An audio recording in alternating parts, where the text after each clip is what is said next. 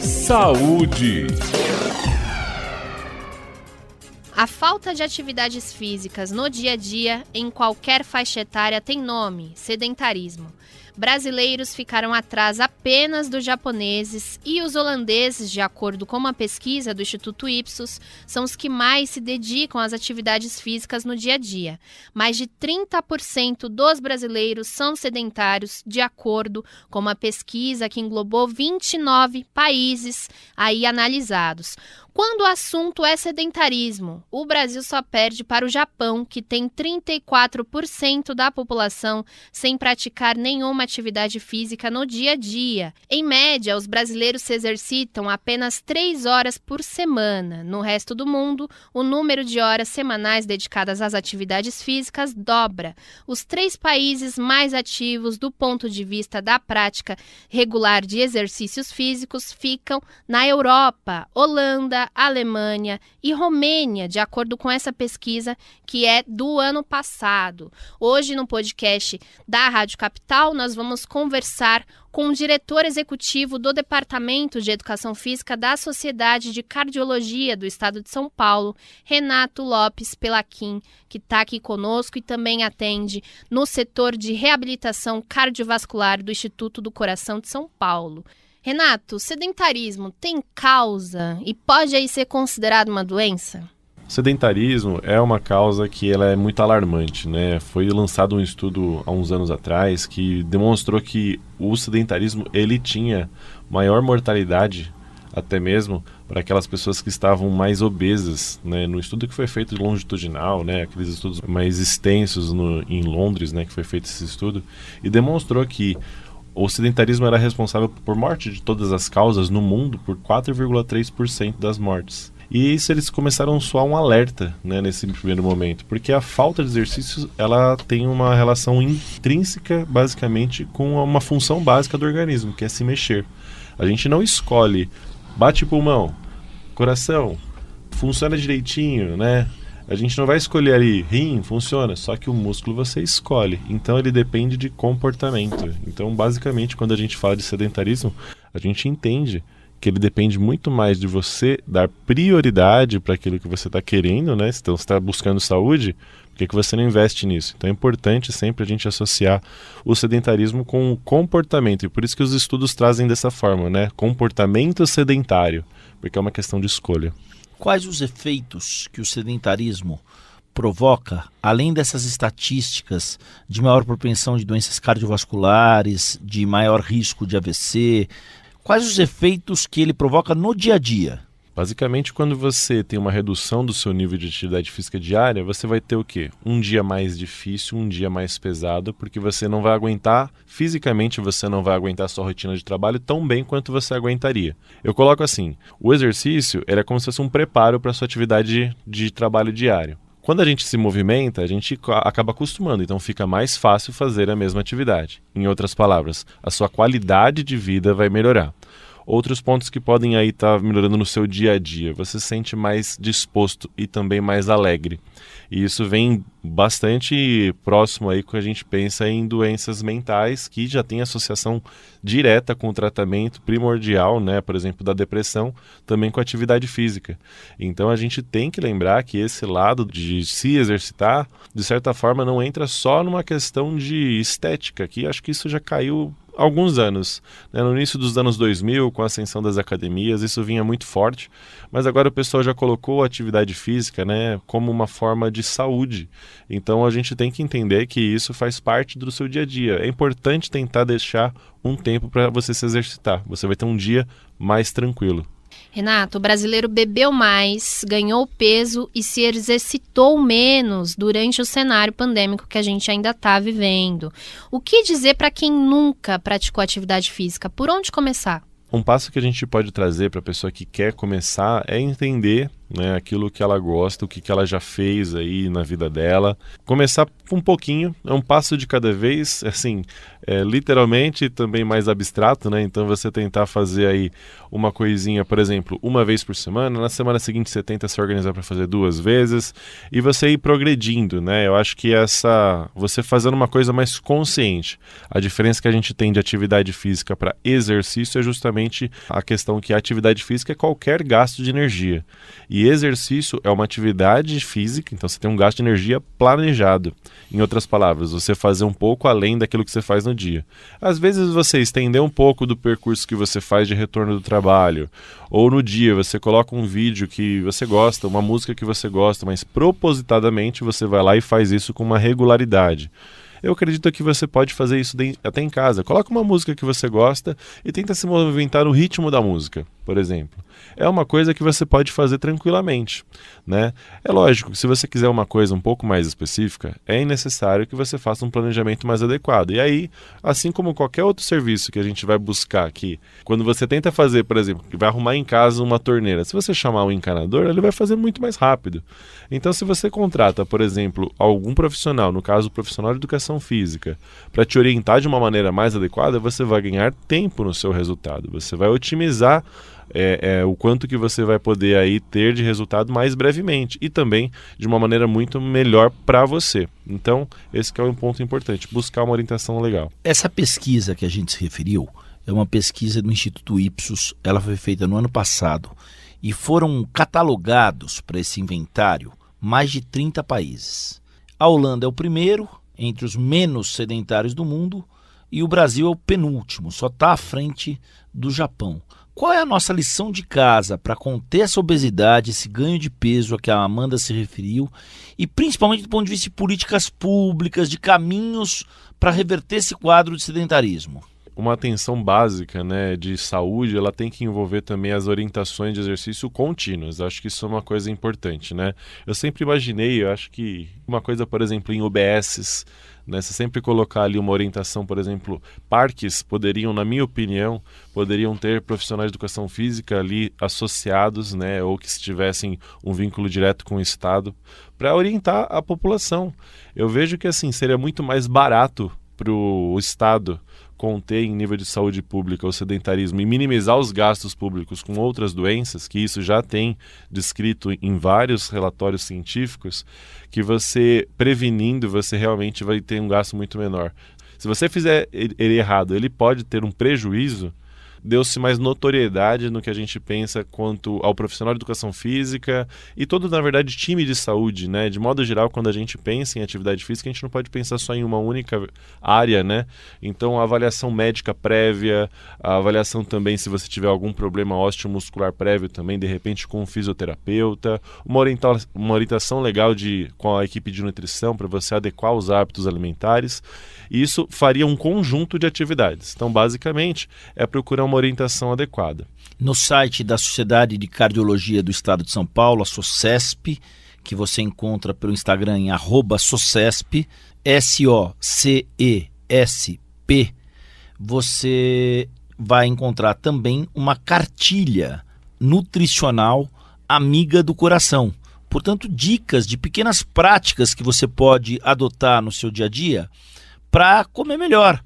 Abandonar a fritura, por exemplo. Vai fazer batata frita? Faz a batata no forno, por exemplo, né? A carne, em vez de você fritar a carne, faz a carne com um temperinho no forno, tudo mais. São pequenas dicas que tornam muito mais segura a sua relação de saúde no médio prazo. E o Renato trouxe um ponto muito importante. Em tese, para quem está muito acima do peso necessário, não adianta começar fazendo atividade física, vou fazer 3 horas hoje e não fazer nada durante o resto da semana. Inclusive porque o risco cardiovascular vai ser maior, né, Renato? Vai. Na verdade, atividades mal orientadas e de mais alto volume ou intensidade, ou seja, o volume que eu digo é o tempo que você se predispõe para fazer. Elas podem oferecer aí um risco um pouco mais elevado, tanto do ponto de vista cardiovascular, né? Então, se a pessoa está sedentária, de repente ela começa a se movimentar e está numa condição obesa, ela pode ter desenvolvido algumas formações de placas, né? Então aquelas obstruções que temos nas artérias quando você tem aí um consumo excessivo de gorduras, por exemplo. E isso pode eventualmente evoluir aí para um risco cardiovascular, como por exemplo até mesmo um infarto. Então a pessoa tem que ter uma avaliação prévia quando ela tem uma condição mais específica. Isso é importante, não é um investimento à toa, né? Às vezes a gente paga ali algumas coisas no dia a dia e a gente, por exemplo, nem se dá conta que às vezes investir um pouquinho mais, ou às vezes a mesma quantidade que a pessoa, por exemplo, remova de uma pizza que ela compra na semana. Pô, será que se você não reduzir uma pizza por semana que você tire ali, um lanche por semana que você tire, será que você não consegue pagar ali um exame para você ter uma avaliação e ter um olhar melhor para você? Então isso que eu acho que é importante quando a gente avalia, né? Ter uma condição de você fazer aos poucos e progredindo isso, tendo uma boa orientação também, se possível, claro, né? Então, se você vai fazer uma atividade física e você está numa condição, por exemplo, já sou obeso, já estou com um pouco mais de idade, por exemplo, acima de 50 anos, passa num cardiologista, se possível faz um teste ergométrico, é importante porque você avalia como é que o seu corpo responde no esforço. Existem programas, inclusive do SUS, que atendem esse tipo de população, né? No Instituto do Coração o pessoal trabalha com isso.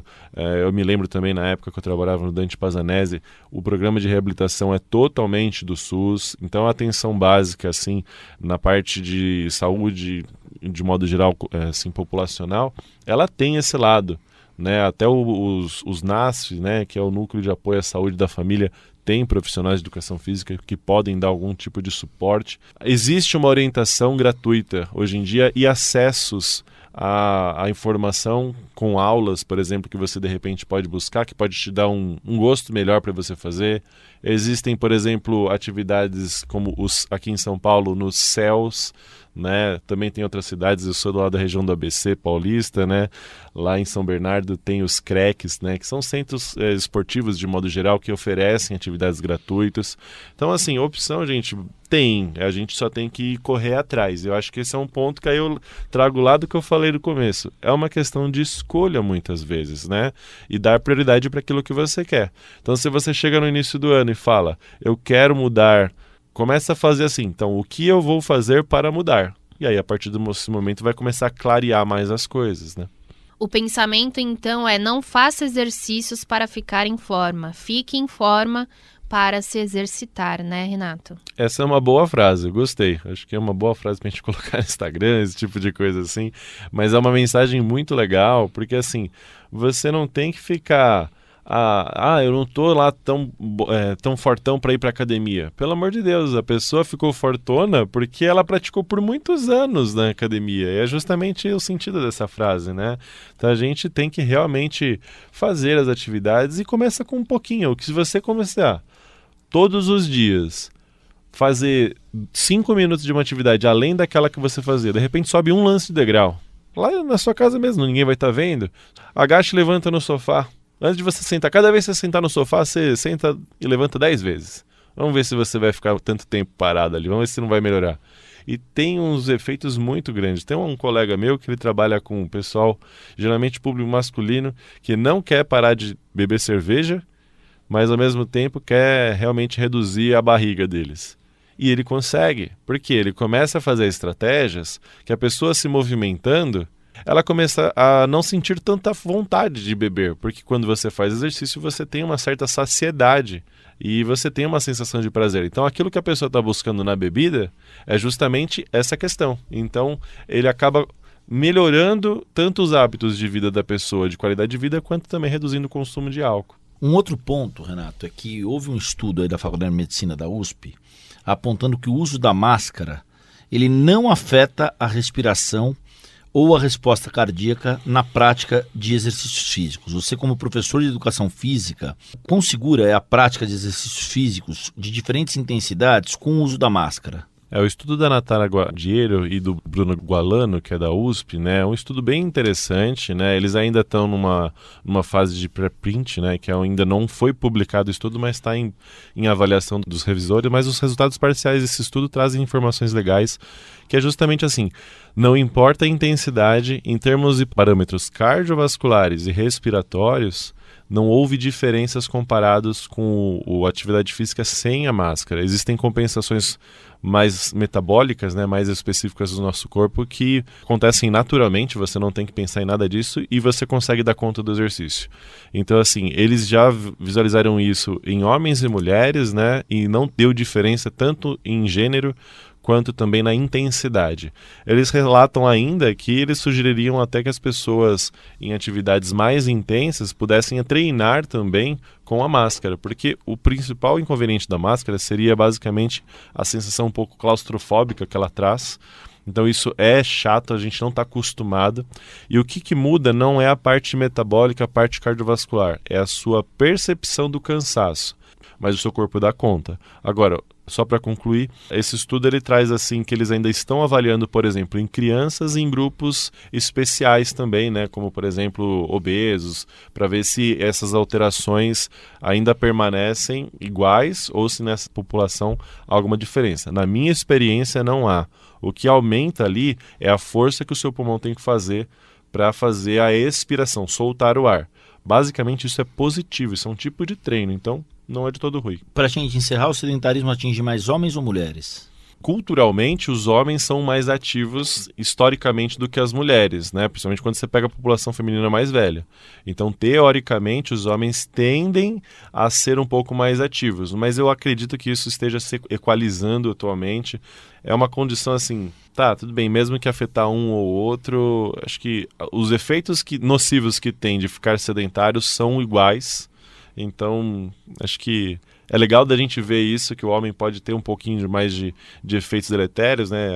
A proteção que a mulher tem dos hormônios femininos ajudam ela até a menopausa, pelo menos do ponto de vista cardiovascular.